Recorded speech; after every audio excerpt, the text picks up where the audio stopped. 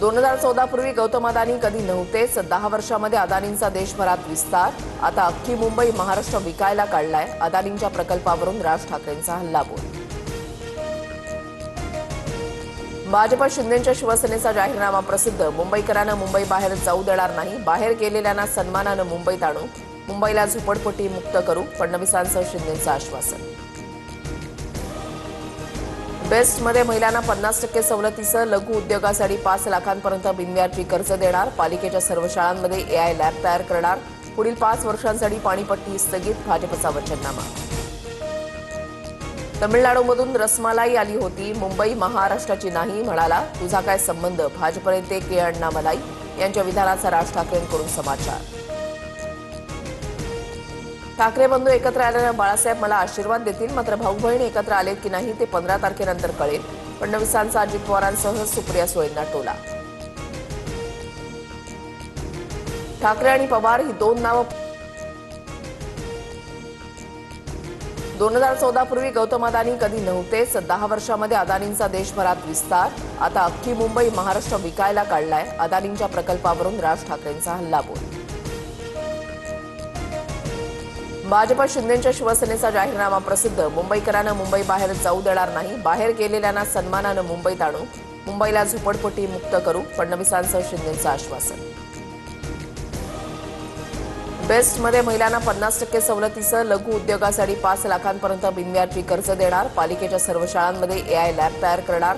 पुढील 5 वर्षांसाठी पाणीपट्टी स्थगित. भाजपचा वचननामा. तमिळनाडूमधून रसमालाई आली होती. मुंबई महाराष्ट्राची नाही म्हणाला. तुझा काय संबंध. भाजप नेते के अण्णामलाई यांच्या विधानाचा राज ठाकरेंकडून समाचार. ठाकरे बंधू एकत्र आल्यानं बाळासाहेब मला आशीर्वाद देतील. मात्र भाऊ बहीण एकत्र आलेत की नाही ते 15 तारखेनंतर कळेल. फडणवीसांचा अजित पवारांसह सुप्रिया सुळेंना टोला. ठाकरे आणि पवार ही दोन नावं. 2014 पूर्वी गौतम अदानी कधी नव्हतेच. 10 वर्षांमध्ये अदानींचा देशभरात विस्तार. आता अख्खी मुंबई महाराष्ट्र विकायला काढलाय. अदानींच्या प्रकल्पावरून राज ठाकरेंचा हल्लाबोल. भाजप शिंदेच्या शिवसेनेचा जाहीरनामा प्रसिद्ध. मुंबईकरांना मुंबई बाहेर जाऊ देणार नाही. बाहेर गेलेल्यांना सन्मानानं मुंबईत आणू. मुंबईला झोपडपट्टी मुक्त करू. फडणवीसांसह शिंदेचं आश्वासन. बेस्टमध्ये महिलांना 50% सवलतीसह लघु उद्योगासाठी 5 लाखांपर्यंत बिनव्याजी कर्ज देणार. पालिकेच्या सर्व शाळांमध्ये एआय लॅब तयार करणार.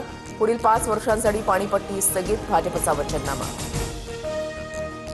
तमिळनाडूमधून रसमालाई आली होती. मुंबई महाराष्ट्राची नाही म्हणाला. तुझा काय संबंध. भाजप नेते के अण्णामलाई यांच्या विधानाचा राज ठाकरेंकडून समाचार.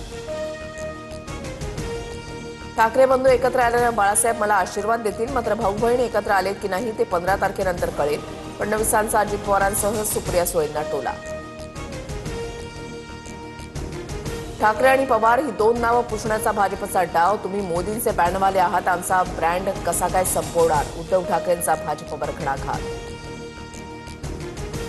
मातोश्रीवर कधीही टीका केलेली नाही. मातोश्रीची दारं माझ्यासाठी उघडण्यासाठी प्रयत्न केले. मात्र जनतेची दारं खुली. आता दुसऱ्या लालसा नाहीत. फडणवीसांचं उद्धव ठाकरेंवरच्या प्रश्नावर उत्तर. माझ्या प्रत्येक भाषणामध्ये मी विकासावरच बोलतो. ठाकरेंनी लगेच 1 लाख रुपये पाठवावेत. मुख्यमंत्री फडणवीसांचा उद्धव ठाकरेंवर पलटवार. फडणवीस तुमचा चोरीचा पैसा नको. हिंदू मुस्लिम बाबत भाषण करण्याच्या ऐवजी मुद्द्याचं बोला. चर्चेसाठी वाटलं तर आदित्यला पाठवतो. ठाकरेंचा फडणवीसांना पुन्हा आव्हान.